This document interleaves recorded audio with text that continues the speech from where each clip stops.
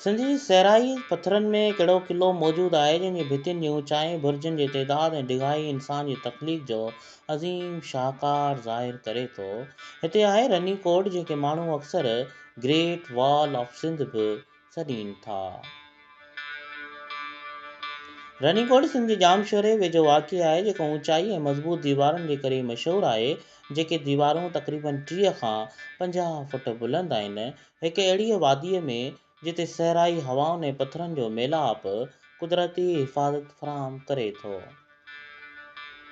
रनीकोट क़िले जो वजूद 17वीं सदी जी शुरूआत में ज़ाहिरु थियो, जेके मक़ामी राजा या सिंधी हाकिमनि जी हुक्मरानीअ में तमीर कयो वियो ऐं बाद में मुग़ल दौर ऐं मकरान जे फ़ौजी हुक्मरानीअ में मज़बूत कयो वियो।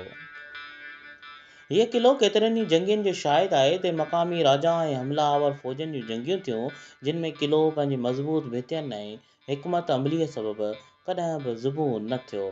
हर बुर्ज, हर दरवाज़ो ऐं अंदरूनी रस्तो उन वक़्त जे फ़ौजी हिकमत अमलीअ जा शाहकार आहिनि, जिन खे अॼु बि माण्हू ॾिसी हैरान थी वञनि था, जेको हिक नंढे शहर जीअं आबाद हो।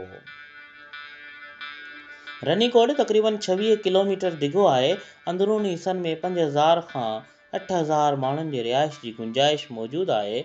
रनीकोट जा 18 खां वधीक दरवाज़ा आहिनि। हीअ क़िलो 19वीं सदीअ जी शुरूआत में टालपुर हुक्मराननि ॿीहर मरमत कराई त जीअं बरतानवी फ़ौजनि खां हिफ़ाज़त करे सघिजे। हिन क़िले खे 1993 ईस्वीअ में आलमी वरिसे हेरिटेज वर्ल्ड जी फ़हरिस्त लाइ नामज़द कयो वियो।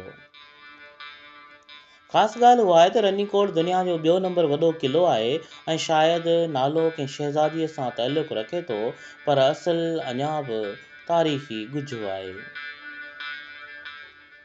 रनीकोट ख़ामोश आहे, पर उन जी मौजूदगीअ में तारीख़, हिकमत, महिनत ऐं फितरत जो मेल वाज़े आहे। हीअ क़िलो असांखे सेखारे थो त मज़बूत हिकमत, सबुर ऐं तख़लीक़ सां इंसानी हिफ़ाज़त ऐं फ़न हिक ई जाइ ते ज़ाहिरु करे सघिजे थो। रनीकोट में मौजूदु हर पथर पंहिंजे अंदरि हिकु कहाणीअ रखे थो, जेको अॼु बि केतिरनि ई सयाहनि लाइ अचरज जो मर्कज़ बणियल आहे।